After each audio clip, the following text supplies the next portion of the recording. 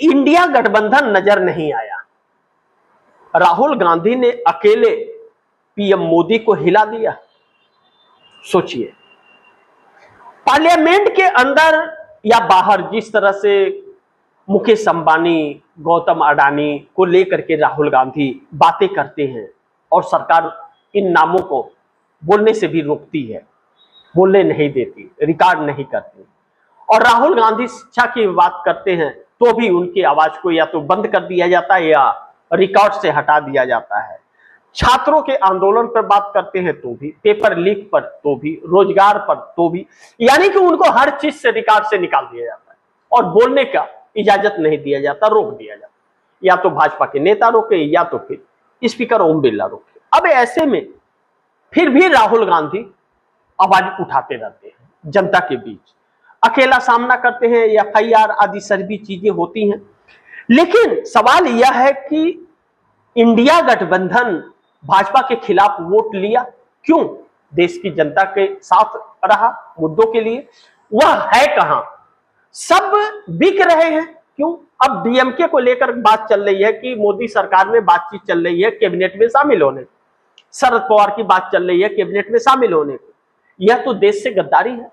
और ऐसे वक्त में जब बच्चे सड़क पर हैं, जेन अल्फा और जेनजी, और सरकार के खिलाफ हैं, वैसे में आपको मोदी सरकार के खिलाफ वोट मिला था और आप उसी सरकार के साथ जा रहे हो, उसका जो भयावह असर जनता पर पड़ेगा, उससे उन लोगों की पार्टियां हिल जाएंगी, समाप्त हो सकती है, क्योंकि वह क्षेत्रीय पार्टी है। शरद पवार हो चाहे स्टालिन हो तमिलनाडु के अंदर, उनके खिलाफ माहौल बन सकता है। तो उनका क्या फैसला होगा यह वक्त बताएगा। लेकिन राहुल गांधी इकलौते ऐसे नेता हैं जो मोदी के खिलाफ चट्टान की तरह बैठे हुए हैं, जिसे जनता देख रही है, खुली आंखों से देख रही है और वह समझ रही है। अब ऐसे में पोल ट्रैकर का सर्वे आता है, पोल ट्रैकर का सर्वे ने राहुल गांधी को 58% लोकप्रियता में दिया। अब पोल ट्रैकर का सर्वे 58% लोकप्रियता में राहुल गांधी को देता है, 36% मोदी को देता है। सरकार की नींद उड़ जाती है कि मोदी के तो चेहरा ही धूमिल हो रहा है। उसके लिए अलग अलग गालीबाज को तैयार किया जाता है, अलग अलग सोनिया गांधी पर हमले, राहुल गांधी पर, खानदान पर, नेहरू पर, गांधी पर। अरे नेहरू, गांधी, इंदिरा, राजीव कभी बन ही नहीं सकते यह लोग नफरती चिंटू। ना आरएसएस उनके पैरों के धूल के बराबर है, ना तो भाजपा का कोई नेता पैरों के धूल के बराबर भी नहीं है। यह सिर्फ नफरत के लोग हैं, उनके पैरों के धूल, उनका नाम लेने की हैसियत इनकी नहीं है। लेकिन अलग अलग कहानियां रचते हैं, लेकिन वह कहानियां किसी काम की नहीं है। सवाल यह है क्यों काम नहीं है, इसके बहुत सारे कारण भी हैं। कारण यह भी है कि अब इंडिया गठबंधन को मोदी खरीद सकते हैं, क्षेत्रीय दलें हैं खरीद सकते हैं, लेकिन कांग्रेस को खरीद पाना इनके बस का नहीं है। गांधी परिवार के साथ को झुका पाना इनके बूते में दम नहीं है, इनके खून में वह ताकत नहीं कि गांधी परिवार को वह झुका सके। यही वजह है कि यह डर रहे हैं। इनके 12 साल के कर्म और आरएसएस के 100 साल के षड्यंत्र को 3 महीने के अंदर, यूं कह ले अगर कि भारत जोड़ो यात्रा के बाद राहुल गांधी ने ध्वस्त कर दिया पूरी तरह से। लेकिन उसके बाद भी चल रहा था। 24 चुनाव के बाद जो राहुल गांधी ने रणनीति अपनाई और यह सरकार बैकफुट में आई, एक झटके में आरएसएस का 100 साल और भारतीय जनता पार्टी का 46 साल का इतिहास देश के सामने आ गया। और नतीजा, इस देश के 8 साल से लेकर के और 35 साल तक के युवा सड़क पर है और सरकार से सवाल पूछ रहे हैं, सरकार भाग रही है। अब यही वोटर हैं, इन्हीं के दम पर यह सरकार थी। यही वोटर 58% राहुल गांधी को पीएम मान रहे हैं और नरेंद्र मोदी को 36 से वह डाउन होते जा रहे हैं और 58 से राहुल गांधी अप होते जा रहे हैं। जितना राहुल गांधी के कार्यक्रम को रोकने की कोशिश कर रही है, उतना ही राहुल गांधी का ग्राफ बढ़ रहा है।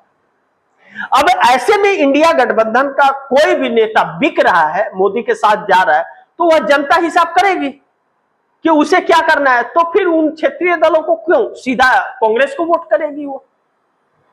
ऐसे में उन लोगों की भी आंखें हैं, देख रहे हैं कि कैसे लोग पीछे पड़े हुए हैं।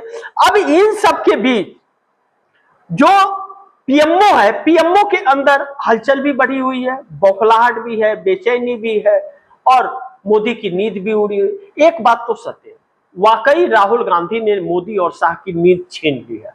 जो कहा था उन्होंने कि जगने सोने नहीं दूंगा, जगा करके रखूंगा, नींदें छीन लूंगा जब तक इस्तीफा नहीं होगा, वाकई हो गया। और अमित शाह का कहा जा रहा है कि इस्तीफा तैयार है, कभी भी इस्तीफा हो सकता है। और चंद्रबाबू नायडू की लगातार दबाव और प्रेशर पड़ रहा है, नीतीश कुमार का प्रेशर पड़ रहा है, कोई छोड़ने को तैयार नहीं है। चंद्रबाबू नायडू फंसे हैं अपने बेटे में। ऐसे में सरकार की नींद जेनजी ने उड़ाया है। अब बहुत महत्वपूर्ण यह रहा कि 240 सांसद भारतीय जनता पार्टी के क्या मोदी के साथ हैं? इसके दावे कोई कर सकता है, गारंटी दे सकता है कि वह मोदी के साथ हैं? उसमें कई धारा हो चुका है।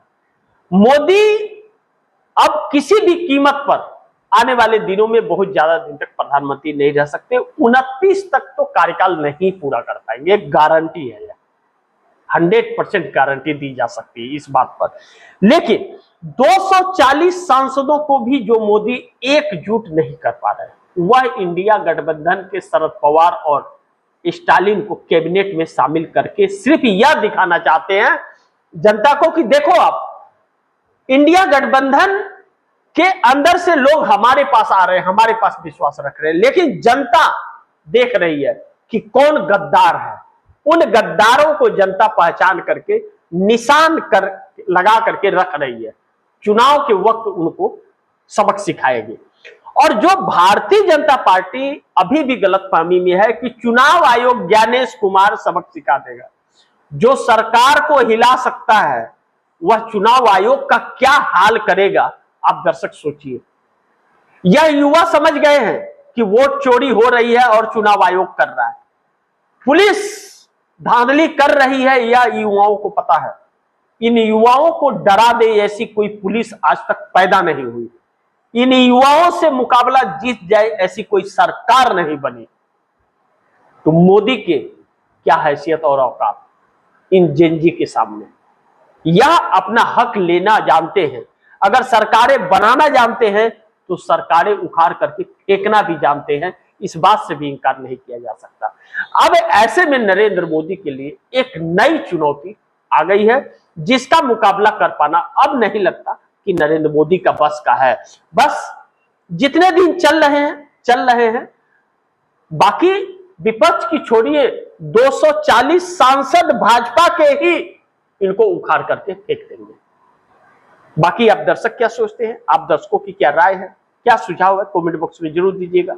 इस खबर को ज्यादा से ज्यादा शेयर कीजिएगा, अपने दोस्तों को भी कहिएगा आगे शेयर करें। और आपने अगर टीएफडी इंडिया न्यूज़ 24 को सब्सक्राइब नहीं किया, सब्सक्राइब कीजिए, अपने दोस्तों को भी कहिएगा सब्सक्राइब करें। मिलते हैं अगली खबर के साथ, तब तक के लिए नमस्कार।